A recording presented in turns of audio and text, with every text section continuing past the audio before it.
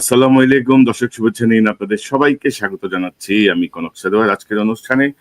দর্শক, শিরোনাম দেখে বুঝতে পারছেন গত বেশ কয়েকদিনে ভারত বাংলাদেশের উত্তেজনা টান টান পর্যায়ে আছে।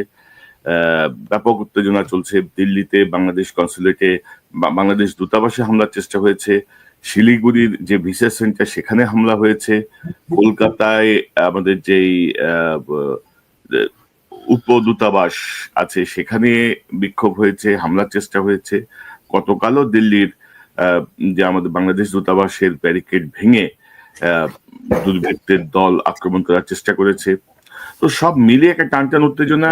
ইন্ডিয়ান গদি মিডিয়া সহ অন্যান্য মিডিয়া বাংলাদেশ ভারত যুদ্ধ হবে কিনা, যুদ্ধ লাগবে কিনা, এরকম বিভিন্ন আভাস দিচ্ছে। অর্থাৎ আমরা একটা একটা মানে গত 54 বছরের মধ্যে ভারতের সাথে এরকম একটা কূটনৈতিক বিপর্যয় আমাদের হয়নি, এবং দুই দেশই কিন্তু ভিসা বন্ধ করে দিয়েছে। প্রথমে ইন্ডিয়া বাংলাদেশের থেকে ভিসা সার্ভিস বন্ধ করেছে, বাংলাদেশ দিল্লিতে হামলার পরে বা হামলা চেষ্টার পরে ভিসা সার্ভিস বন্ধ করেছে। তো এই সবকিছু মিলিয়ে সার্বিক পরিস্থিতি নিয়ে আমার সঙ্গে কথা বলতে যোগ দিচ্ছেন, প্রথমে আমি পরিচয় করিয়ে দিই, আপনাদের অত্যন্ত প্রিয় মানুষ, আমার চ্যানেলের নিয়মিত অতিথি মেজর সুমন আহমেদ। সুমন ভাই, আপনাকে স্বাগত জানাচ্ছি আজকের অনুষ্ঠানে। আসসালামু আলাইকুম। ওয়ালাইকুম আসসালাম। দর্শক, আমাদের সঙ্গে যোগ দিচ্ছেন আরেকজন বিশেষ অতিথি, মেজর অবসরপ্রাপ্ত ফেরদৌস কায়সার খান। তিনি বাংলাদেশ সেনাবাহিনীর অবসরপ্রাপ্ত একজন কর্মকর্তা, যিনি মূলত প্রশিক্ষক হিসেবে, যুদ্ধ প্রশিক্ষণ হিসেবে তিনি খ্যাত। সেনাবাহিনীর মধ্যে SINT, BMA, EBRC এবং আর্টডকের প্রশিক্ষক হিসেবে তিনি দায়িত্ব পালন করেছেন, এবং দেশে বিদেশে তিনি বেশ কিছু তৎপরতার সঙ্গে যুক্ত ছিলেন। ফেরদৌস ভাই, আপনাকে স্বাগত জানাচ্ছি আজকের অনুষ্ঠানে। আসসালামু আলাইকুম কনক ভাই, আপনার মাধ্যমে আপনার সকল দর্শককে আমার সালাম এবং শুভেচ্ছা। বাংলাদেশের এই পরিস্থিতি নিয়ে আমাদের অন্তর্বর্তীকালীন সরকারের যে পররাষ্ট্র উপদেষ্টা, মানে এই গত 15 মাসের মধ্যে তার বক্তব্যটা আমার পছন্দ হয়েছে আর কি। 15 মাসে তার এই প্রথম একটা স্ট্যান্ড আমার পছন্দ হয়েছে। ভারত সরকার দিল্লির বিষয়টা নিয়ে অস্বীকার করে, এবং পরবর্তী সময়ে তৌহিদ হোসেন যে বক্তব্য দেয়, আমরা সেটা দেখতে চাই। বাংলাদেশের মিশন কূটনৈতিক এলাকার গভীরে অবস্থিত, এমন না যে এটা বাইরে কোনো জায়গায় অথবা কূটনৈতিক এলাকার শুরুতে, তা কিন্তু না। তারা বলছে 20-25 জনের একটা দল হতে পারে, হয়তো একটু কম বেশি হতেও পারে সংখ্যা, কিন্তু সেটা কথা না। 25 জনের একটা হিন্দু চরমপন্থী সংগঠনের 25 বা 30 জনের একটা দল এত দূর পর্যন্ত আসতে পারবে কেন একটা স্যানিটাইজড এলাকার মধ্যে? তার মানে তাদেরকে আসতে দেওয়া হয়েছে, তাইলে যেভাবেও তারা আসতে পারার কথা না কিন্তু ধন্যবাদ। এবং তারপরে সেখানে তারা দাঁড়িয়ে যে শুধু কি হিন্দু নাগরিকের হত্যার প্রতিবাদ স্লোগান দিয়ে চলে গেছে তা না, তারা আরো অনেক কিছু বলেছে, সেটা আমরা জানি। এবং আমাদের পত্রপত্রিকায় যে রিপোর্টটা আসছে সেটা কিন্তু তারা বলছে মিসলিডিং, এটাও সত্য না। বিষয়টা হচ্ছে এটা, সুমন ভাই, আপনি যদি একটু বলেন যে হঠাৎ করে এই যে টেনশনটা শুরু হলো, এই টেনশনের বিষয়টা আপনি কিভাবে দেখছেন? ধরেন গত 10 দিনে ভারত দুবার তলব করেছে বাংলাদেশের হাই কমিশনারকে, বাংলাদেশ দুবার তলব করেছে ভারতের হাই কমিশনারকে। তো এই যে টান টান উত্তেজনার জায়গাটা দিয়ে আপনি একটু শুরু করেন, তারপর আমরা ফেরদৌস ভাইয়ের কাছে বিস্তারিত আমাদের অবস্থান, ভারতের অবস্থান, সামরিক কৌশল বা আমাদের আদৌ কি যুদ্ধের অবস্থাটা কি, বিষয়টা নিয়ে আমরা ঢুকবো। আপনার কাছ থেকে একটু শুনতে চাই। ভারতের সাথে আমাদের কিন্তু হঠাৎ করে কোনো টেনশন হয় নাই, টেনশনটা এসকালেট করছে। বাট আমাদের 1947 সাল থেকে আপনি যদি আসেন, ভারতের সাথে বাংলাদেশ যখনই বা তদানীন্তন পাকিস্তান এবং পরবর্তীতে আমাদের স্বাধীনতার পরের বাংলাদেশ, আমরা সবসময় যখনই এটা মনে করায় দেওয়ার চেষ্টা করছি যে আমরা আমাদের স্বাধীনতা এবং সার্বভৌমত্বের প্রশ্নে কোনো আপোষ করব না, সেই সময় দেখা গেছে যে টেনশনগুলো সবসময় স্কেল আপ হয়েছে। তার মানে এখন যদি আমরা টেনশনের কোনো অবস্থা দেখতে পাই একটা চূড়ান্ত পর্যায়ে, এটা আমাদেরকে একটু বুঝতে হবে যে নিশ্চয়ই আমরা আমাদের স্বাধীনতা সার্বভৌমত্বের প্রশ্নে, এবং যেখানে আমরা ভারতের দাস হয়ে থাকতে আর চাইতেছি না, সেই জিনিসটা স্পষ্ট ভাষায় হয় কেউ মুখে উচ্চারণ করেছে অথবা আমরা আমাদের কাজে সেটাকে প্রমাণ করতেছি, সেই মুহূর্তে ভারতের একটা টেনশন শুরু হয়ে গেছে। এখন যেই ফেজের কথা বললেন যে কেন, এখন দেখেন আমরা কিন্তু বর্তমানে আজকে এই 23 তারিখে ডিসেম্বরের, এখানে ইমিডিয়েট পাস্ট, প্রেজেন্ট এবং ইমিডিয়েট ফিউচার যদি আমি তাকাই, তিনটা জিনিস। একটা হচ্ছে এটা শহীদ হাদির শাহাদাত বরণের পরে আমাদের বাংলাদেশের জনগণের মধ্যে যে চিন্তা চেতনা, সেই জায়গায় যে দৃঢ়ভাবে ভারত বিরোধিতার জায়গাটা স্টাম্পড হয়েছে, সেটা ইমিডিয়েট পাস্ট। বর্তমানে কি হচ্ছে দেখেন, শহীদ হাদির হত্যার বিচার এবং একই সাথে বিএনপির ভারপ্রাপ্ত চেয়ারম্যান জনাব তারেক রহমান উনি বাংলাদেশে আসতেছেন, সেটা হচ্ছে প্রেজেন্ট যদি আমি পলিটিক্যাল দিক থেকে দেখি। 3 নম্বর হচ্ছে আমাদের সামনে একটা নির্বাচন আছে, জাতীয় নির্বাচন, বহু আকাঙ্ক্ষিত 17 বছর পরের সত্যিকারের নির্বাচন। তিনটা জায়গায় ভারতের হচ্ছে সমস্যা। সমস্যাটা কি রকম? শহীদ হাদির ব্যাপারে তারা যেটা ধারণা করছিল, এবং এখন একটা স্পষ্ট ইঙ্গিত মোটামুটি আসতেছে যে যেই আমরা জানি শহীদ হাদিকে হত্যার যেই প্ল্যান অথবা সেটার এক্সিকিউশন কোনো না কোনো পর্যায়ে ভারতের একটা হাত ছিল, সেটা কিন্তু বিভিন্ন মহল থেকে বলা হচ্ছে। তো কি হলো, শহীদ হাদির জানাজা পরবর্তী ওনাকে যে কবরে শোয়ানো হলো, তারা একজন শহীদ হাদিকে হত্যার চেষ্টা করে আমাদেরকে স্তব্ধ করার চেষ্টা করছিল, সেখানে দেখলো মিলিয়ন্স, লাখ লাখ শহীদ, নতুন হাদি তৈরি হয়েছে আমাদের। এবং সেই হাদিটা চরিত্র চেহারা কি? তারা বাংলাদেশের সার্বভৌমত্বে বিশ্বাস করে প্রচন্ডভাবে, তারা ভারতের যে আধিপত্যবাদ এবং আমাদের বিরুদ্ধে ভারতের যে প্রতিনিয়ত ষড়যন্ত্র, সেটার বিরুদ্ধে সোচ্চার কণ্ঠ। সেই একটা ছবি তারা করতে গেল, তার বিপরীত হয়ে গেল, লাখো হাদির জন্ম নিল। আমাদের মধ্যে হাদি ছিল, আমরা কেউ ঘুমাইছিলাম না, আমরা সচেতন ছিলাম। তারা চোখে দেখতে পাইলো এরা প্রত্যেকেই এক একটা জীবন্ত হাদি, নতুন। তো সেটা তাদের জন্য একটা বড় চিন্তা, এবং সেটা তাদের যে ভারতীয় মিডিয়া বলেন, ভারতীয় রাজনীতি বলেন, সবার কাছে একটা টেনশন। আপনি দেখেন এই যে আপনি আমাদের হাই কমিশন এবং মিশনে হামলার অথবা সেটা সামনে যেই ছবিগুলো দেখালেন এবং আমাদের পররাষ্ট্র উপদেষ্টার যে বক্তব্য, উনি সেটা আনেন নাই, বাট আমরা জানি এই যারা আসছে তাদের কিন্তু রাজনৈতিক পরিচয় আছে, তারা সবাই বিজেপি সংশ্লিষ্ট। তাদের মধ্যে অন্তত 3 জন বিজেপি নেতাকে আইডেন্টিফাই করা গেছে নিশ্চিতভাবে। তার মানে এটা হঠাৎ করে কেউ ক্ষুব্ধ হয়ে করে নাই। এই সমস্ত জিনিস পার্ট অফ দ্য প্ল্যান, যেখানে ভারতের যে বিজেপি সরকার, তার যে লোকজন, তারাই এটা উস্কানি দেওয়ার চেষ্টা করতেছে। এখন কেন উস্কানি দেওয়ার চেষ্টা করতেছে? আমি আসি প্রেজেন্টে যেখানে অনেকগুলো সমস্যা আছে, যেই কারণে ভারত মনে করছিল বাংলাদেশের উপরে চাপ দিয়ে বর্তমান অন্তর্বর্তী সরকার এবং পরবর্তীতে আমাদের যে একটা নির্বাচিত সরকার আসবে তাদের থেকে অনেক কিছু আদায় করবার জন্য। বাট যেই অন্তর্বর্তী সরকার বলেন অথবা সরকার যেটা আসবে ইনশাআল্লাহ ফেব্রুয়ারিতে, তাদের সামনেও কিন্তু জিনিসটা এখন ক্লিয়ার। বাংলাদেশের এই জনগণকে, জনগণের আকাঙ্ক্ষাকে, আমাদের যে লাখো হাদির জন্ম হইল, তাদেরকে উপেক্ষা করে তারা কিছু করতে পারবে না, এবং তাদেরকে বাংলাদেশকে প্রথমে আনতে হবে অন্য কিছুর আগে। সেই যে জনগণের চেহারাটা, এখন ভারত চাচ্ছে কি কোনোভাবে এই জিনিসটাকে ডিস্ট্র্যাক্ট করে সেখান থেকে আমাদের মনোযোগ সরায় দিয়ে অথবা জিহাদির পার্টটাকে হালকা করে দেখানোর জন্য একটা যুদ্ধ ভাব তৈরি করবার জন্য প্রেজেন্টলি।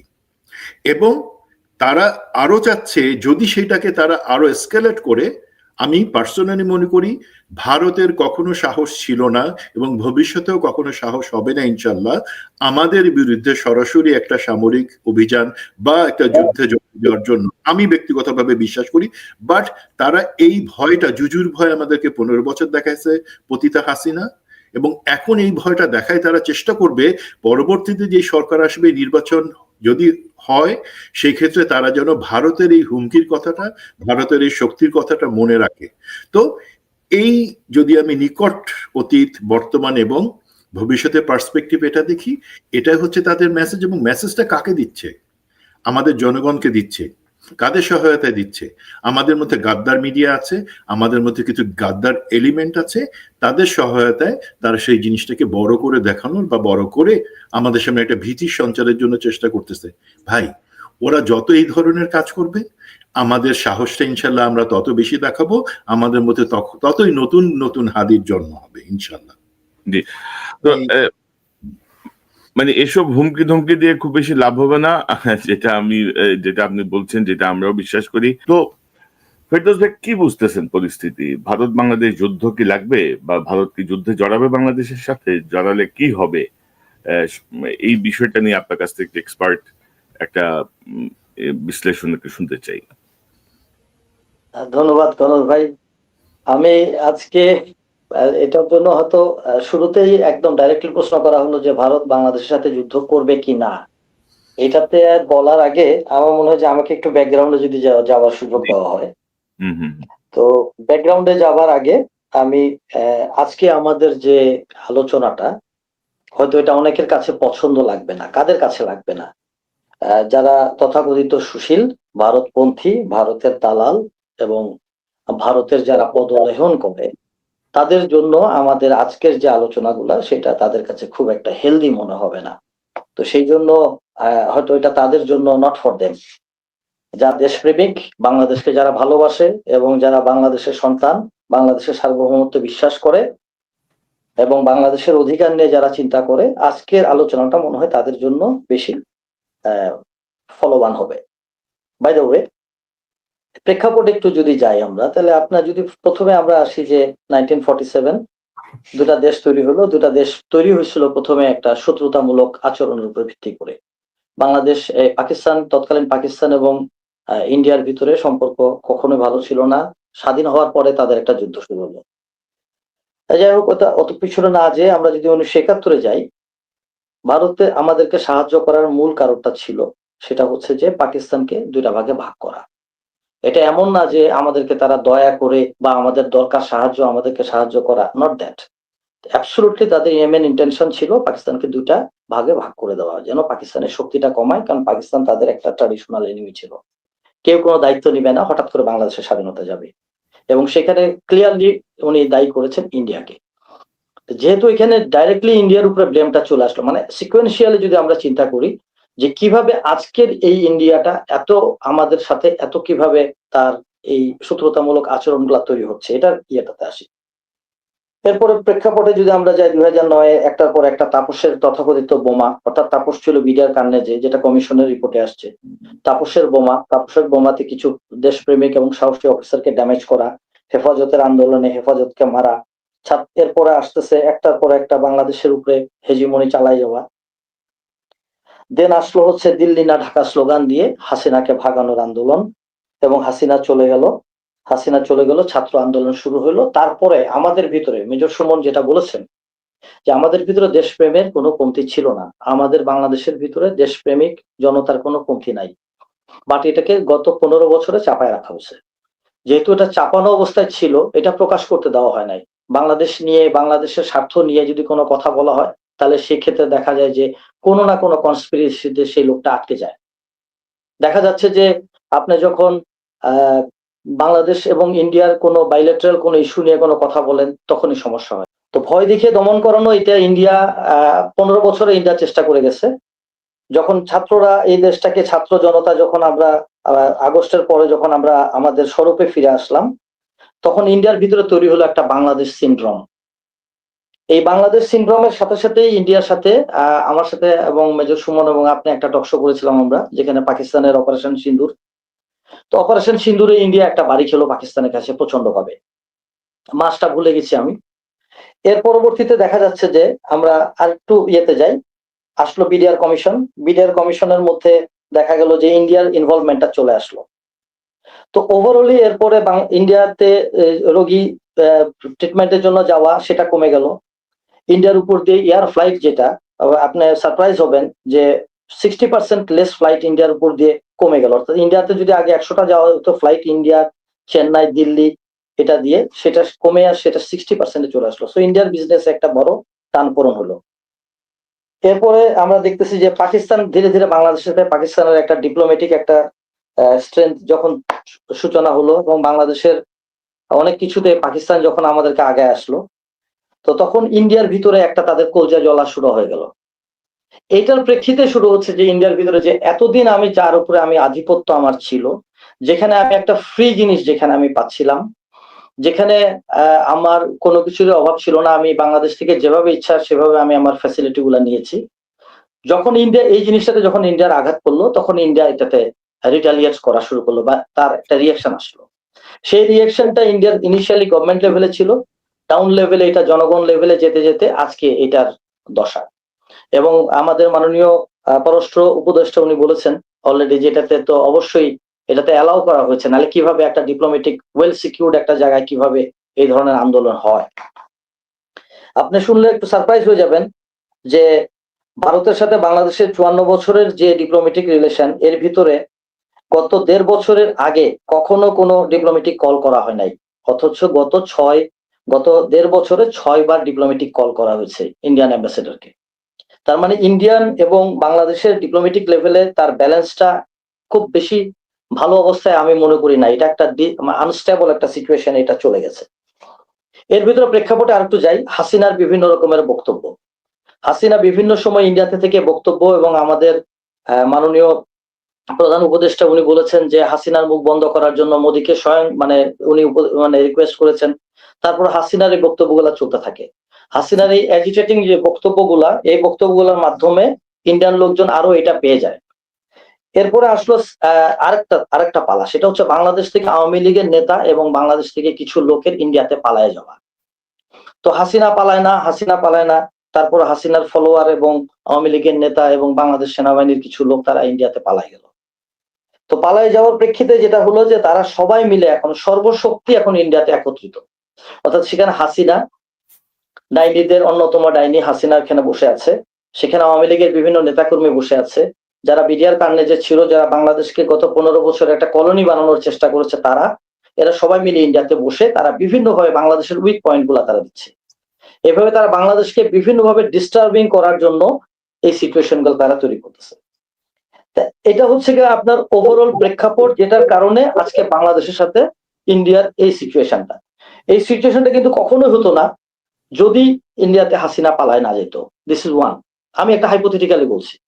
সেকেন্ড হচ্ছে যদি ওখানে পালায় যেত, ঠিক আছে, নো প্রবলেম, হাসিনা যদি তার মুখটা বন্ধ রাখতো তাহলে হয়তো এই সিচুয়েশনটা তৈরি হতো না।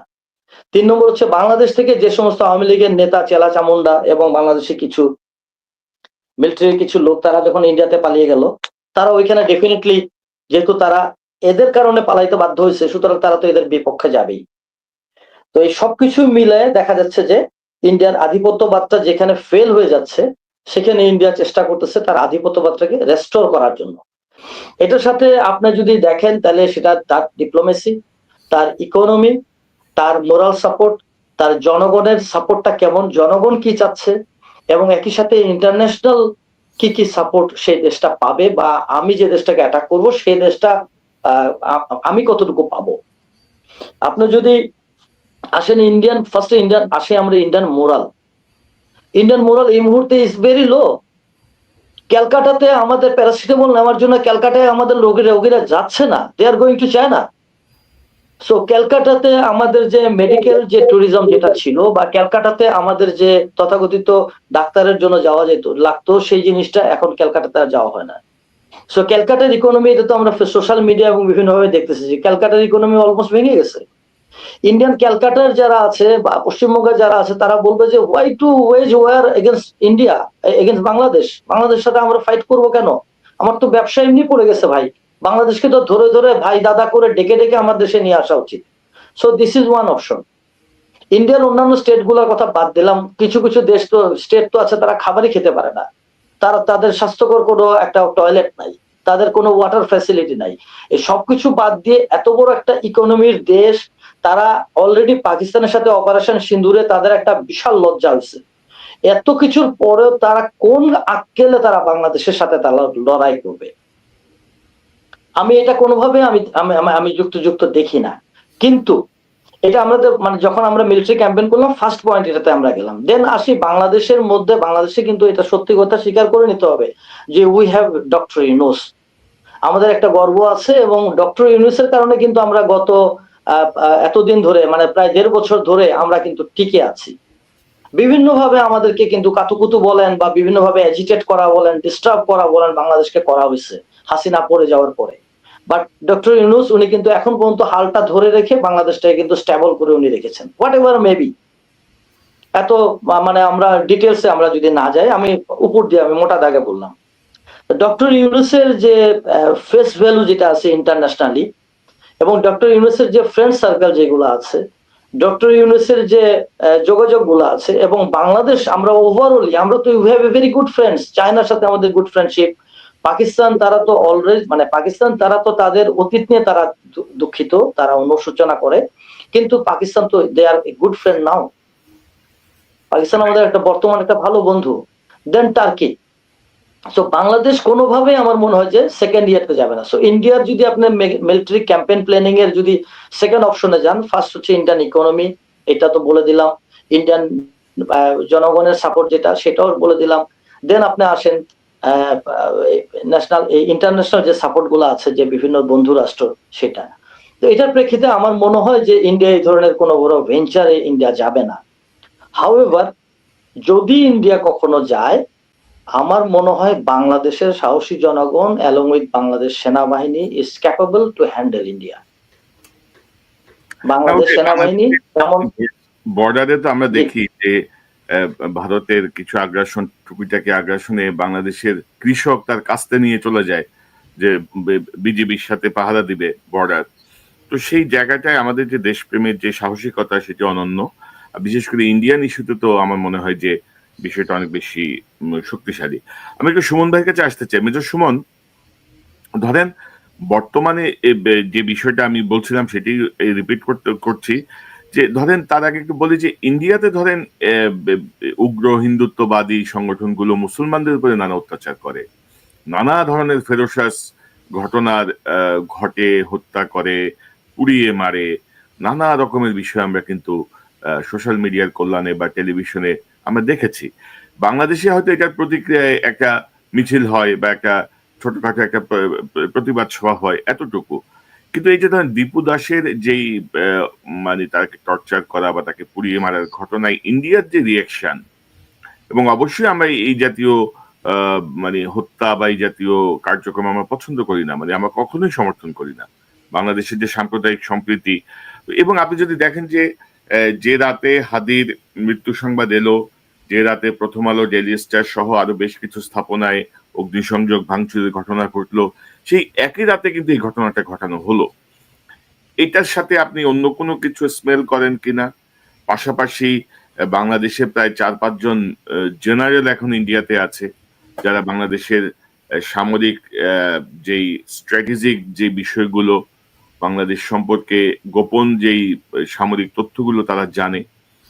তো সেই জায়গাটায় আপনি কোনো ঝুঁকি দেখছেন কিনা, বা যদি কোনো সার্জিক্যাল স্ট্রাইক হয় সেক্ষেত্রে আমাদের অবস্থাটা কি দাঁড়াবে, একটু যদি সংক্ষেপে বলেন এই 3টা বিষয়। জি, এখন আপনি যেই রিলেশনটা ড্র করছেন, আমার মনে হয় আমাদের দর্শকরা সেই জিনিসটা নিজে থেকে বুঝতে পারবেন আমি বলি কি না বলি। প্রথম কথা, আপনি বলছেন যে দীপু দাসের উপরে যেই তাকে হত্যাটা যেভাবে করা হয়েছে, সেই তার কারণে পরবর্তীতে ইন্ডিয়ার ভিতরে লোকজন উস্কায় দেওয়া, ভারতের মোদির লোকজন, উগ্রবাদীরা সেটা নিয়ে চিল্লাবিল্লা করতেছে। এই যে করতেছে অ্যাকশনটা, সেটার জন্য তাদের দরকার ছিল একজন দীপু দাসকে ওইভাবে হত্যা করা। আমি যদি কথাটা এইভাবে বলি, আমাদের শহীদ হাদির উপর যে আক্রমণ হয়েছে, এবং যখন হাদির লাশটা সিঙ্গাপুর থেকে যেদিন আসলো এবং তার যখন জানাজা হবে, সেই সময়টাতে আরো কিছু জিনিস পরিকল্পিতভাবে ভারত বা ভারতের সাথে সংশ্লিষ্ট যারা, তারা সেই জিনিসটা করছে। সেটা একটা পরিকল্পনার অংশ, যাতে সেটা নিয়ে তারা তাদের দেশে চিৎকার চেঁচামেচি করতে পারে। আমরা বাংলাদেশে আমরা সংখ্যালঘুদের, বিশেষ করে হিন্দুদের উপর নিপীড়ন চালাই, নৃশংসভাবে তাদের হত্যা করে, এই কথা বলতে পারে।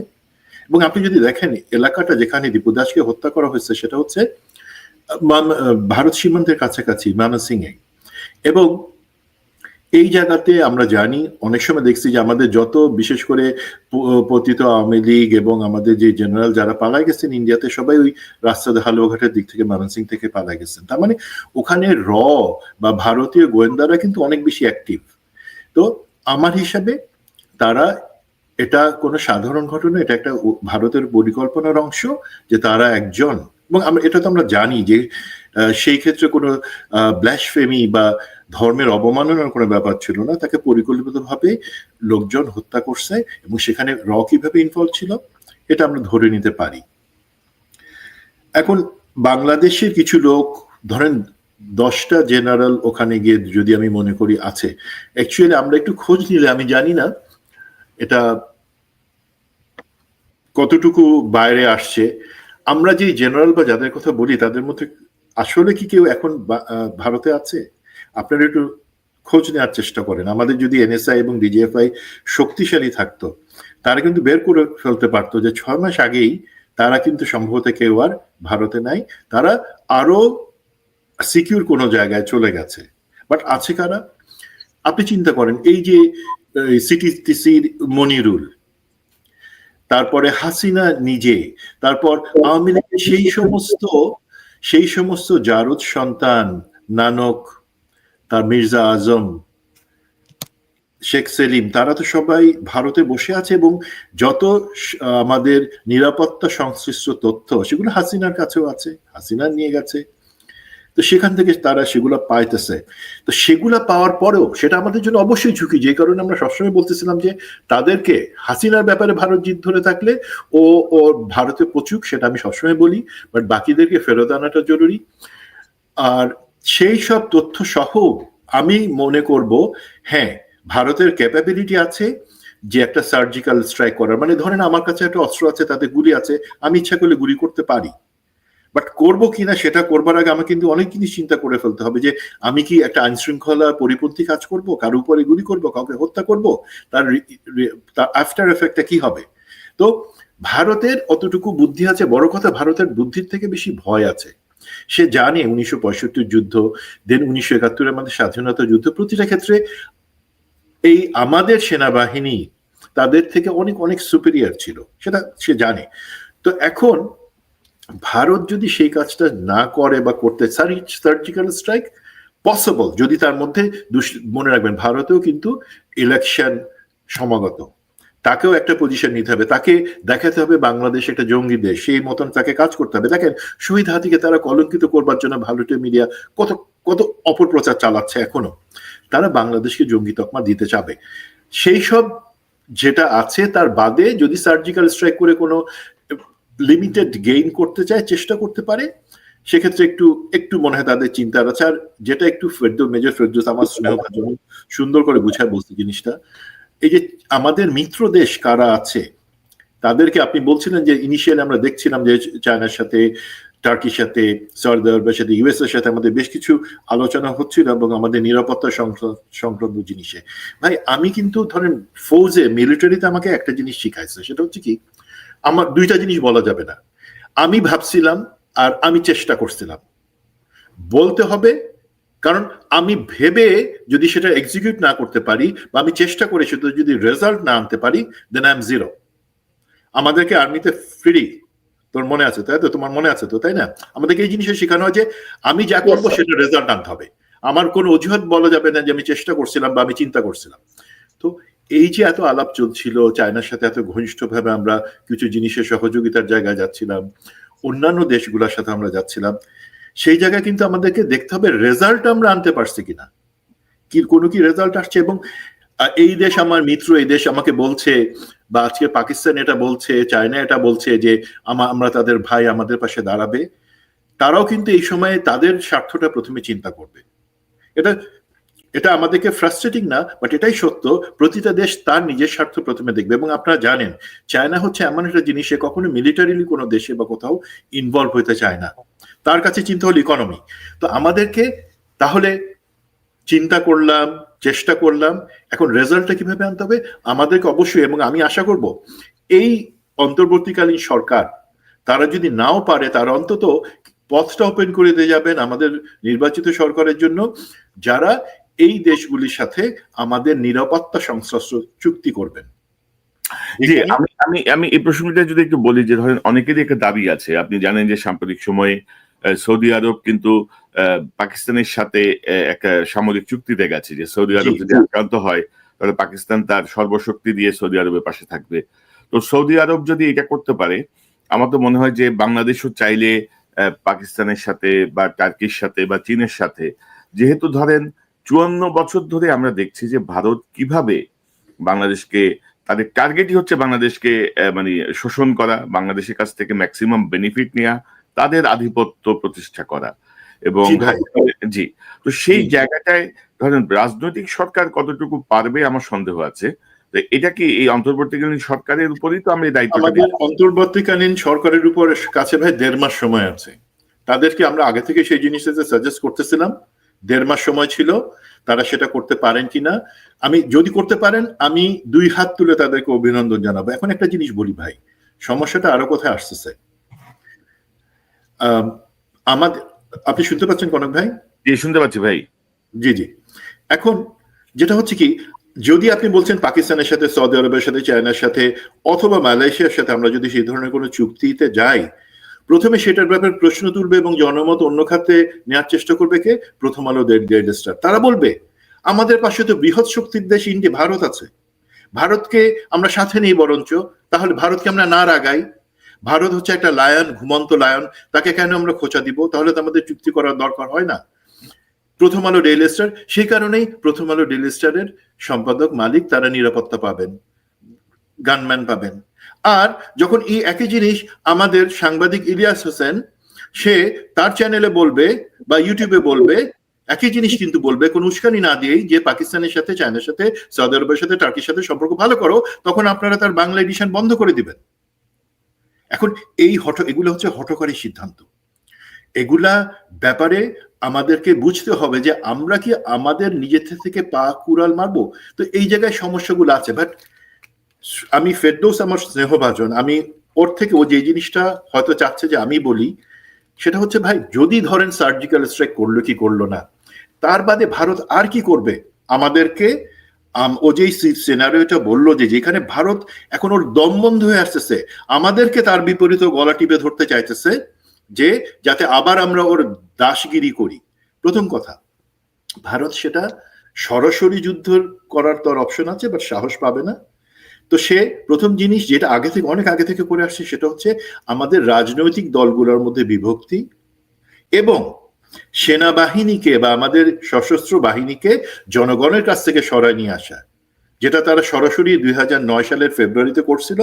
তারপরে মোটামুটি হাসিনার কল্যাণে আমাদের সেনাবাহিনীর একটা অংশকে সত্যিকারের দাস বানায় রাখছিল, যারা ভারতীয় ডক্ট্রিন কিভাবে সেইটাই ফলো করে গেছে। মেজর ফেরদৌস তখন ছিল, মানে ফেরদৌস, তুমি আমাকে বলো যে army training and doctrine command, ARDOC, তারা তো ডক্ট্রিন ঠিক করে।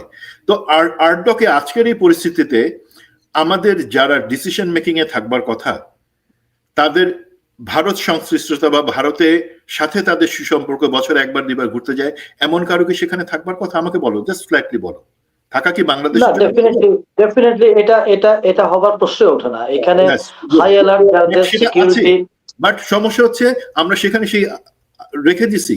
আমরা যেটা, ভারত সবসময় জানে যে আমাদের দেশপ্রেমিক সেনাবাহিনী, যতদিন দেশপ্রেমিক, ভারতের হাজার, আমাদের থেকে 8 গুণ বেশি তাদের সশস্ত্র বাহিনীর সামর্থ্য হলো।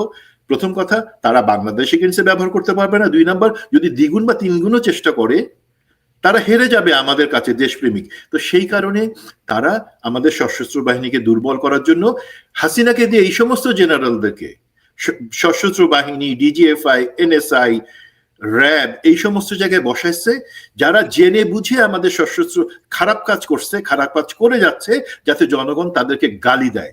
আজকে কি আমরা জনগণ, এই জনগণ কি আজকে থেকে 2009 সালের আগে যান কোনোদিন সশস্ত্র বাহিনীকে গালি দিচ্ছে বা আমাদের আর্মিকে বুকে টেনে নেয় নাই? আর্মি এই ধরনের একটা তার ইমেজ ছিল, এই ধরনের একটা শক্তি ছিল জনগণের মাঝে, যেখানে তারা একটা কার্যকরী শক্তি ছিল। ভারত কি করতেছে? এই শক্তিটাকে আস্তে আস্তে নিঃশেষ করে দিতেছে, জনগণের সাথে দূরত্ব বাধা দিতেছে, পলিটিক্যাল পার্টিগুলোকে করতেছে।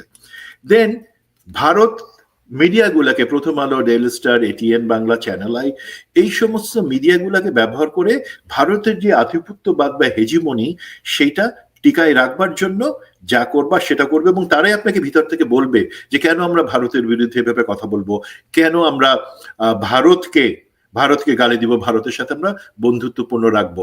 তুরস্কতে গিয়ে মেজর সোয়ানসোর সাথে দেখা করে, আরে ভাই তারা সবাই নিজ নিজের দেশে বসে আছে।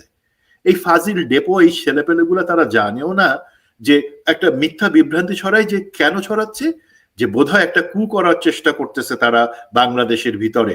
এটা, এই ন্যারেটিভটা কার স্বার্থ রক্ষা করে? ভারতের স্বার্থ রক্ষা করে। এই ধরনের ন্যারেটিভ গুলা তারা ছড়াচ্ছে। দেখেন, ভারত সবসময় চায় এবং চাচ্ছে গোয়েন্দা সংস্থাগুলোকে দুর্বল করে রাখা। এখন আজকের এই পরিস্থিতিতে ভারতের সব থেকে বেশি চাল হচ্ছে, দেখেন ডিজিএফআই তে, আমি বলি ডিজিএফআই যে যারা আছে, আমি তাদের দেশপ্রেমকে অবশ্যই শ্রদ্ধা করি, বাট একটা কোশ্চেন, 9 জন হাই র্যাঙ্কিং অফিসার ডিজিএফআই তে যারা তাদের চাকরি শেষ হওয়ার পরও চুক্তিভিত্তিক নিয়োগে কেন আছেন? 2021 সালে হাসিনার দেওয়া নিয়োগ তারা এখনো ক্যারি কেন করছেন? একটা প্রশ্ন। 2 নম্বর প্রশ্ন হচ্ছে, এনএসআই তে কিসের জন্য ছাত্রলীগের নেতারা এখনো আছেন? এটা বাহিনী প্রধানদেরকে দেখতে হবে, ডিজিএফআই সংস্থা প্রধানকে, একই সাথে আমাদের সরকারের নিরাপত্তা উপদেষ্টা জনাব খলিলকে নিশ্চিত করতে হবে। আপনারা 1.5 বছরের সময় পাইলেন না এই ইন্ডিয়ার যারা আওয়ামী লীগের বা ছাত্রলীগের, তারা তো বেসিক্যালি ইন্ডিয়ার পারপাস সার্ভ করার জন্য আছে। তো এই যে রাজনৈতিক শক্তি বা যারা আছে, বা দ্বিধা বিভক্ত রাজনৈতিক ইন্ডিয়ান লাসপেন্সার্স, পলিটিশিয়ানস, দেন আমাদের দুর্বল সেনাবাহিনী, দুর্বল গোয়েন্দা, এগুলা দিয়ে সে কি করবে? আলটিমেটলি সে যুদ্ধে জড়াবে না। সে বাংলাদেশে যেটা চাবে, ভারতীয় আধিপত্যবাদ যাতে আবার ফিরে আসে, সেই জন্য একটা সরকার যাতে ক্ষমতায় আসে, সেই সরকারকে উপরে উঠানোর জন্য মিডিয়া, সেনাবাহিনী, আমাদের অন্যান্য গোয়েন্দা সংস্থা তাদেরকে দিয়ে পুশ করাবে। এইটাই তাদের উদ্দেশ্য।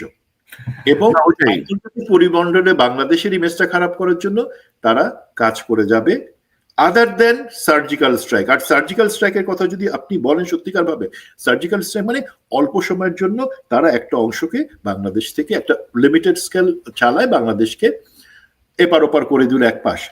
ভাই, বইয়ে কাগজে অনেক কিছু সম্ভব, সেটা সম্ভব না। বড় জিনিস হলো বাংলাদেশের যে সেনাবাহিনী, আমরা যেভাবে ডক্ট্রিনাইজড, সেক্ষেত্রে আমরা যদি জনগণকে সংশ্লিষ্ট করে, সম্পৃক্ত করে আমরা সেই যুদ্ধ যাই, ইন্ডিয়া কোনোভাবে টিকতে পারবে না। That's my assessment. তবে সুমন ভাই, ধরেন জনগণকে সম্পৃক্ত করার কিছু নাই, জনগণ সম্পৃক্তই আছে, বরঞ্চ যাদের উপর আমরা নির্ভর করতেছি তারাই ইন্ডিয়ার দ্বারা মানে কি বলবো, ইন্ডিয়ান ট্যাবলেট খেয়ে বসে আছে। এবং ডক্টর ইউনূসের ব্যাপারে ফেরদৌস ভাই অনেক পজিটিভ কথা বললেন, আমরাও পজিটিভ ছিলাম, কিন্তু গত 15 মাসে আসলে ওনাদের যেই অথর্বনেস আমরা দেখছি আর কি, ধরেন আর্ট ডগ বলেন বা সেনাবাহিনীর গুরুত্বপূর্ণ জায়গাগুলো বলেন, সেখানে সব ইন্ডিয়ান আশীর্বাদ পুষ্ট লোকজন এখনো বসে আছে। তো ধরেন ইন্ডিয়ার বিরুদ্ধে যদি জনগণকে লড়াই করতে, জনগণ আগে ওগুলারে পিটায় সাহায্য করবে, তারপরে যে ইন্ডিয়ার বিরুদ্ধে লড়বে, এতটুকু আমি বুঝি আর কি। চোখ রাঙায় কোনো লাভ নাই, চোখ রাঙায় লাভ নাই। মানুষ ওই ইউনিফর্ম আর এই মেডেল, এই বন্দুক দেখে মানুষ ডরায় না, মানে এটা হচ্ছে কথা। আর আপনি যেটি বলছিলেন, আমি আসলে একটু আগে জানলাম যে ইলিয়াসের বাংলা এডিশন বাংলাদেশ থেকে তার নিবন্ধন বাতিল করা হয়েছে। এই যে ধরেন রেজওয়ানা তথ্য উপদেষ্টার এবং আসিফ নজরুল আইন উপদেষ্টার অগ্রণী ভূমিকায় এই জিনিসটা হয়েছে, এবং আমরা বলতে চাচ্ছি অতি দ্রুত এটা প্রত্যাহার করে নাও, নাহলে হাসিনা পালায় মরছে আর তোমরা কি ঘোড়ার ডিমের কি হইছো যে তোমরা এসব ক্ষমতা দেখাবা। মানে ভাই অদ্ভুত লাগে। ওই যে আছে না, ওই হাতে ঘোড়া গেল তল, মশা বলে কত জল, কি যেন একটা আছে না, ওই টাইপের অবস্থা আর কি। ধরাকে সরাকে চোরের গোষ্ঠী সব চুরি করে সব সাফ করে ফেলতেছে।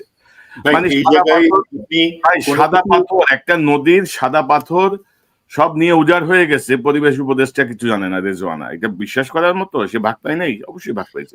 সব থেকে কষ্টের জিনিস কি কনক ভাই, দেখেন আপনি, হাসিনা লেজ তুলে পালাইছে তার শ্বশুর বাড়িতে, তারপর এদের কোনো হুঁশ হয় নাই যে কোনো কিছু দমায় রেখে হবে না। ঠিক আছে, ইলিয়াস কি পাগলের মতো কথা বলে? ইলিয়াস কি উস্কানি দিচ্ছে? সে ইমোশনাল কথা বলছে, সে কোনো উস্কানি কিন্তু দেয় নাই। ভাই কিছু জাপানিজ মিডিয়ার সাথে কথা বলো। প্রথম আলো ডেইলি স্টার নিয়ে উস্কানি দেওয়া লাগবে না। প্রথম আলো ডেইলি স্টারের বিষয়ে মানুষ যে পরিমাণ ক্ষুব্ধ, যে পরিমাণ সেন্সিটাইজ হয়ে আছে, এবং ধরেন এই যে রেজওয়ানা বলেন, আসিফ নজরুল বলেন, আলী রিয়াজ বলেন, ইভেন কি ডক্টর ইউনুস বলেন, এরা সব প্রথম আলোর প্রোডাক্ট। তো সব তো প্রথম আলোর প্রোডাক্ট। প্রথম আলো এদেরকে তৈরি করছে, এখন বেচতেছে, এখন এখন কাজে লাগাচ্ছে। তো আমার মনে হয় যে এটা থেকে পিছু হটে আসা উচিত। না হলে কিন্তু তারা তাদের ক্ষতি নিজেরাই করবেন, আমাদের কিছু করার থাকবে না। কারণ আমরা ধরেন এই হাসিনাকে গত 15 বছর ধরে তো মোকাবেলা করছি আমরা, তাই না? তো এগুলো আমাদের কাছে দুধ ভাত আর কি। এসব রেজওয়ানা, আসিফ নজরুল, গং, এগুলো হচ্ছে দুধ ভাত, এগুলো কোনো কঠিন কিছু না। তো ফেরদৌস ভাই, আমরা অনুষ্ঠান শেষ করব শেষ দিকে, এইসব চোখ রাঙানিতে লাভ হবে না। সুমন ভাই, আপনার শেষ মন্তব্যটাকে শুনতে চাই। জি, এবং আমাদের আমাদের আমাদের একজন দর্শক বলছিলেন যে মানে ফেনী কেন্দ্রিক একটা বিষয় তো কাজ করছে, ফেনী নদী বা ফেনীতে ওদেরকে যে শিল্পাঞ্চল দেয়া হয়েছিল, সব দিয়ে ফেনীতে একটা ক্যান্টনমেন্ট বা ক্যান্টনমেন্টের কিছু একটা এস্টাবলিশমেন্ট করা যায় কিনা, এই বিষয়টা নিয়ে কথা বলছিলেন আমাদের দর্শকদের কেউ। জি, ফেনীতে কিছু করা যায় কিনা সেটা কি, অথবা অলরেডি আমরা সেটাতে নিয়ে কাজ করছি কিনা, সেই জিনিসটা অ্যাকচুয়ালি আমি পাবলিকলি বলতে চাচ্ছি না। আর পাবলিকলি যখন বলতে যাচ্ছি না, তার মানে আপনারা ধরে নিতে পারেন যে হয়তো সরকার কিছু করছে, বা সেগুলো আমরা তারা করবার আগে পাবলিকলি বলবো না। আর ফেনীর দিক থেকে আমাদের যেই থ্রেটটা যতই থাকুক না কেন, আমাদের ডিভিশন গুলা, আমাদের বাহিনীর যেই ডিভিশন আছে সেগুলো এমনভাবে পয়েজড যে আলহামদুলিল্লাহ আমি যেইভাবে আছে, ইনশাল্লাহ ভারত ওইখান থেকে কিছু করতে পারবে না, হাজার চেষ্টা করুক। সুতরাং সেইটা একটা দিক। আর মেইন থ্রেড যেটা ও বলছে যে 3টা স্পটের কথা দেখালো উত্তরবঙ্গে, সেটা এখন এই জিনিসটা আমি মনে করি ইনশাল্লাহ কখনোই সম্ভব না, ওরা এই ধরনের ড্রিম। আমি একটা জায়গায় শুধু একটু বলি আপনাদেরকে, যে একটা পয়েন্ট আমি বলছিলাম যে সশস্ত্র বাহিনীর সাথে জনগণের যে দূরত্ব তৈরি করা হয়েছে, ইন্ডিয়া সযতনে করছে, হাসিনা সেটা এক্সিকিউট করছে, এবং আমাদের সশস্ত্র বাহিনীর যে লিডারশিপ গত 15 বছরে ছিল, তারা সেইটাতে পাকাপোক্ত করছে, করার কারণে দূরত্ব। নাহলে আপনি দেখেন, আমি শহীদ হাদির প্রতি আমাদের যে আবেগ এবং শ্রদ্ধা সেটা রেখেই বলতেছি, একই সময়ে কিন্তু আমাদের 6 জন সৈনিক শান্তি বাহিনীতে তারা জান দিয়েছেন দক্ষিণ সুদানে। এখন এই জায়গাটাতে কনক ভাই আপনি একটা পোস্ট করেছিলেন তাদের প্রতি শ্রদ্ধা জানিয়ে, তাদের যে আত্মত্যাগ। বাট দেখেন, সেই জায়গায় কিন্তু ওই ধরনের জিনিসটা আলোচনা করা, জিনিসটা সামনে আনা, কত বড় একটা ত্যাগ, সেই জিনিসটা আনা, সেটা কিন্তু আমরা যথাযথ সম্মান জানাতে ব্যর্থ হয়েছি। জানা যায় কত লোক না লোক সেটা আমি এই সৈনিকদের ক্ষেত্রে বলতে যাচ্ছি না, বাট জিনিসটা নিয়ে আলোচনা করা। অনেকে বলবে না তারা তো বাংলাদেশের স্বাধীনতার জন্য না, তারা বিদেশি আন্তরক্ষী বাহিনীতে গিয়ে করছে, সেখানে টাকা পয়সা পাওয়া যায় না। ভাই, একটা সৈনিক, একটা প্রতিটা সেনা সদস্য ট্রেনিং করে দেশের সার্বভৌমত্বের জন্য, আমরা সেখানে তাদেরকে পাঠাই অ্যাসাইনমেন্টে। আর একটা জিনিস জানেন, যদি জাতিসংঘ 1 টাকা দেয় প্রতি সৈনিকের বিপরীতে, সেখান থেকে সেই সৈনিকটা পায় 22 পয়সা, সেনাবাহিনী পায় 8 পয়সা, মোট 30 পয়সা, বাকি 70 পয়সা কোথায় যায় আপনি জানেন? বাংলাদেশ সরকার সেটা একটা ইনকাম হিসেবে নেয়। তার মানে 1 টাকার বিপরীতে 70 পয়সা বাংলাদেশ সরকার, সৈনিক সেটা দিয়ে কামাই। মূল কথা হচ্ছে যায় না ভাই, না, সৈনিকের যে দায়িত্ব, সে দায়িত্ব হিসেবেই তিনি অ্যাসাইন্ড, এবং সেটা বাংলাদেশের জন্য যুদ্ধ করা। আর বাংলাদেশের সরকারের অ্যাসাইনমেন্টে অন্য দেশের নিরাপত্তা নিশ্চিত করা, এটার মধ্যে খুব বেশি পার্থক্য নাই। আমি এই জায়গাটাতে বলবো, আপনাকে ধন্যবাদ জানাবো, বাকি সবাইকে বলবো আমাদের সশস্ত্র বাহিনী যারা খারাপ আমাদেরকে বলতে দেন, আমরা বলতেছি, আমরা ইনশাল্লাহ বলে যাব আপনারা সশস্ত্র বাহিনীকে ভালোবাসেন, আপনারা তার পাশে থাকেন। আর যারা আপনার এই সংগ্রাম বিপ্লব যারা মাঠে থেকে আনছে অবশ্যই আছে, তার বাদে এই যে পিনাকি, কনক স্যার, আপনি, ইলিয়াস, আপনারা যে কাজগুলো করে গেছেন, সেখানে ইলিয়াসের অবদান ছোট না। তাকে এই মুহূর্তে এই ধরনের অসম্মান বা তার বিরুদ্ধে শত্রুর জায়গায় যায় না ভাই, তখন আমরা কিন্তু সবাই আপনাদেরকেই বয়কট করব, এই জিনিসটা খেয়াল রাখবেন। ওগুলা ওইসব ধাক্কা লোড তারা নিতে পারবে না, বোঝাই তো যাচ্ছে যে সিম্পল বিষয় নিতে না পেরে তারা বন্ধই করে দিচ্ছে একটা মিডিয়া। তো তার মানে আপনি বুঝতে পারছেন যে তাদের লেভেলটা কি, ডেপথের লেভেলটা কি, বা তাদের বোঝার সক্ষমতা কি। তারা ওই হাসিনার মতোই আচরণ করছেন। এবং আমরা যেই জায়গাগুলো বলছিলাম যে কালচারাল ফ্যাসিজম বা মিডিয়ার মধ্যে যে ফ্যাসিস্ট শক্তির যে অনুগত শক্তি, তাদেরকে ব্যাপারে আমরা বারবার বলছিলাম, কিন্তু সরকার কিন্তু মনোযোগ দেয় নাই। আপনি যদি দেখেন যে গত কয়েকদিনে এই হাদি কিন্তু শিরোনাম থেকে হারায় গেছে, মানে ইন্টেনশনালি হাদিকে শহীদ ওসমান হাদিকে সংবাদপত্রের শিরোনাম থেকে কিন্তু সরিয়ে দেওয়া হয়েছে। সামনে চলে আসছে ফ্যাসিস্ট তোষণকারী ফ্যাসিস্ট ভারতের আজ্ঞাবহ যে মিডিয়া, জেলিয়েস্টার এবং প্রথম আলোর প্রতি মানুষের যে ক্ষোভ, সেটিকে নিয়ে নানা রকমের কপচাকপচি চলছে। তো আমার মনে হয় যে হাদি, ওসমান হাদি আমার চ্যানেলে একটা গুরুত্বপূর্ণ কথা বলেছিল, আমি এটা হয়তো সরাসরি দিব। সে বলছিল যে কনক ভাই, আমাদের জুলাই বিপ্লবটা আসলে জাহাঙ্গীর গেটের আগে থেমে যাওয়াতেই আমাদের মূল সমস্যাটা হয়েছে। জুলাই বিপ্লবটা যদি জাহাঙ্গীর গেটের ভিতর পর্যন্ত ঢুকতো, তাইলে কিন্তু এই অবস্থা চলতে পারতো না আর কি। তো এখনো যারা আমাদের ইউনিফর্ম বাহিনীতে আছেন, সেটা আর্মিতে হোক, পুলিশে হোক, বিজিবিতে হোক, তারা যদি মনে করেন যে ইন্ডিয়া বা হাসিনা তাদেরকে রক্ষা করতে পারবে, তাদেরকে বুঝে শুনেই আগায়েন। কারণ বাংলাদেশের মানুষ দেখাই দিচ্ছে, ছাত্র জনতা মিনিমাম কোনো অস্ত্র ছাড়াই, মিনিমাম কিছু ছাড়াই, খালি হাতেই তারা যে বিপ্লব ঘটিয়েছে, সেই বিপ্লবের থেকে তারা দূরে নয়। তো পাশাপাশি আমি এটাও বলবো যে অতি ইসলামিস্ট আচরণ থেকে আমাদেরকে সরে আসতে হবে। বাংলাদেশ যেন কোনোভাবে উগ্রবাদী রাষ্ট্র হিসেবে পৃথিবীর বুকে চিহ্নিত না হয়। যারা ইসলাম প্রিয় মানুষ তারা নিশ্চয়ই বুঝতে পারবেন যে ইসলাম অনেক কিছু অনুমোদন করে না।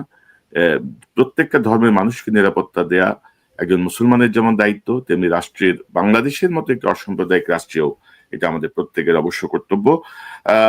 মেজর ফেরদৌস, মেজর সুমন, আপনাদের দুজনকে অসংখ্য ধন্যবাদ আজকের আলোচনায় যোগ দেওয়ার জন্য।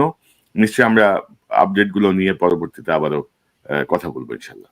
ধন্যবাদ। ইনশাআল্লাহ, ধন্যবাদ। আসসালামু আলাইকুম। আসসালামু আলাইকুম।